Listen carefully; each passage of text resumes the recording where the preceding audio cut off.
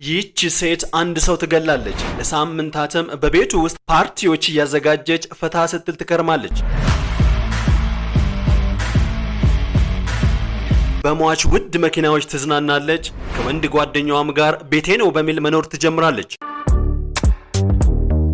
We were sparks on quiet streets, two hearts finding where to meet. የዚህ ሴት ስም ጆርዳን ይባላል። ታሪኩ ሲጀምር 21 ዓመቷ ሲሆን የምትኖረውም አሜሪካ ነው። ስለ ጆርዳን የሚታወቀው አንድ ነገር ነው። እሱም ብዙ ነገር በህይወቷ የሌላት የምትተዳደርበት ስራ እንኳን የላትም። የሚገርመው ነገር ግን ጆርዳን የምትፈልገው በጣም ሀብታሞች የሚኖሩት አኗኗር፣ ብዙ ገንዘብ፣ ብዙ መኪኖች፣ ብዙ ሀብታሞች ያላቸውን የሚደሰቱበትን ነገሮች ሁሉ ትፈልግ ነበር። ይህንንም ለማግኘት ምንም ነገር ለማድረግ ዝግጁ ነበረች። አንድ ቀን በ2012 ከውሻዋ ጋር ወክ እያደረገች እያለ በምስሉ ላይ የምትመለከቱትን ብራያንን ታገኘዋለች። እሱም 49 ዓመቱ የሆነ በጣም ሀብታም ሰው ነው። የመኪና ንግድ፣ ብዙ የኪራይ ንብረቶች፣ ብዙ መኪኖች፣ ሀመር፣ ፖርሽ፣ BMW ጀልባ ጭምር ያለው ሰው ነው። ከዚህም በላይ ውሃ ዳር የሚገኝ ዘናጭ የሆነ ቤት አለው። በአመትም $2 ሚሊዮን ገቢ ያለው ጥሩ የሆነ ኑሮ የሚኖር ሰው ነው። ጆርዳን ሰውየውን ቆየት ላለ ጊዜ የምታውቀው በጊዜ ሂደትም ባለጠጋና በጣም ደግ ሰው መሆኑን ተገንዝባለች።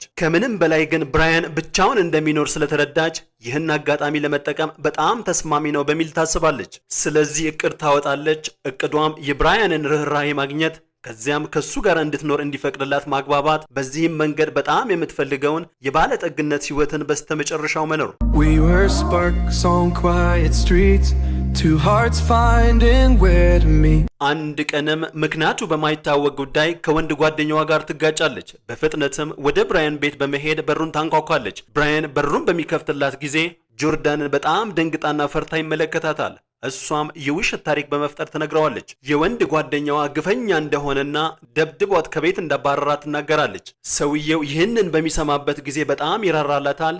ምን ማድረግ እንዳለበት ባያውቅም ብቻ ለፖሊስ ደውሎ ያሳውቃል። ፖሊስ በቦታው በመድረስ ጆርዳንን ምን እንደተከሰተ ይጠይቃታል። በዚህ ሁሉ ጊዜ ግን ብራያን ለጊዜውም ቢሆን የትም የምትቆይበት ቦታ እንደሌላት ያስተውላል። በዚህም የተነሳ የምታርፍበት ቦታ እስክታገኝ ድረስ በጊዜያዊነት ቤቱ እንድትቆይ ይጠይቃታል። ጆርዳንም እቅዷ እንደሰራ በማወቅ በደስታ እሺ ትላለች። ወደ ቤቱም በመግባትም ለጥቂት ጊዜ አብረው ይቆያሉ። ከዚህ በኋላ ሁለቱ ሌላ ስምምነት ላይ ስለደረሱ ለሷ አንድ ክፍል ተሰጥቷት እየከፈለች እንደ ሩሜት መኖር ትጀምራለች። ከቀናቶች በኋላም አንድ ቀን ጆርዳን ፌስቡክን በምትነካካበት ጊዜ ይህንን የቀድሞ ጓደኛዋን ትመለከታለች። ጓደኛዋም ኤሪክ በልጅነታቸው አብረው የተማሩ እሷም የምትወደው ልጅ ነበር። ነገር ግን በማይታወቅ ምክንያት ምናልባትም እሷ ደሃ ስለነበረች እሱ በጊዜው አልተቀበላትም ነበር። መልእክትም ልካለት ስለነበር ከብዙ ጊዜ በኋላ እንደገና መገናኘት ይጀምራሉ። ነገር ግን ከዓመታት በኋላ ጆርዳን የልጅነት ጓደኛዋ ድህነቷን እንዲያውቅባት ስላልፈለገች ውሸቷን የባንክ ሰራተኛ እንደሆነች፣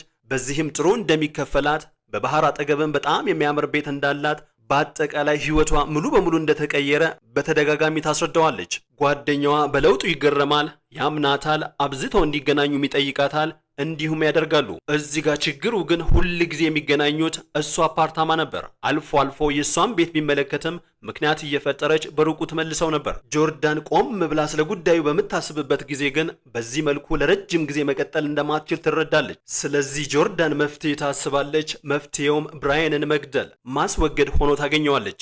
አንድ ቀን ጆርዳን እና ብራያን ቤት እያሉ በሌሊት በድንገት መሳሪያ ታወጣና ትተኩስበታለች። የብራያን ህይወትም በዚያው ቅጽበት ታልፋለች። ከዚያም በድኑን በመጠቅለያ በማሰር ከቤቱ በታች ባለው ቦታ ትደብቀዋለች። ዘና በማለትም $1000 ከወሰደችበት በኋላ ቤቱ ሙሉ በሙሉ የሷ ይሆናል። እዚህ ጋር የሚገርመው ግን ወዲያውኑ ጓደኛዋን ትጠራለች፣ ይዝናናሉ።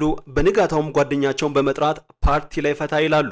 መጠጥ፣ ፒዛና አደንዛዥ ዕጾች ማድመቂያ ነገሮች ሆነው ቀርበው ነበር። ለዚህም ሙሉ ወጪው ጆርዳን ከብራያን ከወሰደችው $1 ይሸፈናል። ከብራያን ህልፈት በኋላ ከቤቱ የስረኛው ክፍል የሞተ ሰው መኖሩን ባለማወቅ ጓደኛዋ ኤሪክ ወደ አዲሱ ቤቷ በመግባት መኖር ይጀምራል። We were sparks on quiet streets, two hearts finding where to meet. ከዚህ በኋላ ጆርዳን እንደ ባለቤት ፓርቲ ማዘጋጀት፣ መዝናናቱን ትቀጥላለች። የብራያን ውድ መኪናዎችንም ማሽከርከር ትጀምራለች። በሌላ በኩል ሟች ብራያን ሴት ልጅ ነበረችው።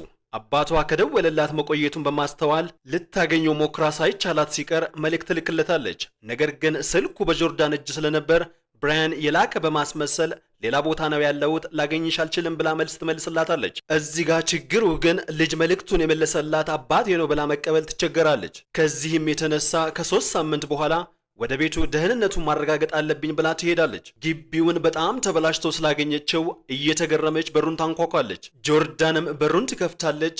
በዚህ ጊዜ ግን ጆርዳን አይታት የማታውቀው ይህች ልጅ የብራያን ልጅ እንደሆነች ራሷን አስተዋውቃ አባቴ የት ነው ያለው በሚል ትጠይቃታለች። ጆርዳንም በመደንገጥ እግሬ አውጪኝ ብላ መሮጥ ትጀምራለች። ልጅ ግራ በመጋባት ወደ ቤት ውስጥ ገብታ አባቷን ፈልጋ ስላጣችው በመጠራጠር ለፖሊስ ትደውላለች። ፖሊስ በስፍራው ደርሶ ብራያንን ቢፈልግ ስላላገኘ ቁጥሩ ላይ በሚደወልለት ጊዜ ስልኩ ጆርዳን እጅ ላይ ስለነበር በቀላሉ ትያዛለች። በመጀመሪያ ምንም እንደማታውቅ ተዋሻለች። ከቆይታ በኋላ ግን ብራያንን እንደገደለች ታምናለች። እቤት ውስጥም እንዳስቀመጠችው ቃሏን ትሰጣለች። በመጨረሻም ጆርዳን ለፍርድ ትቀርባለች።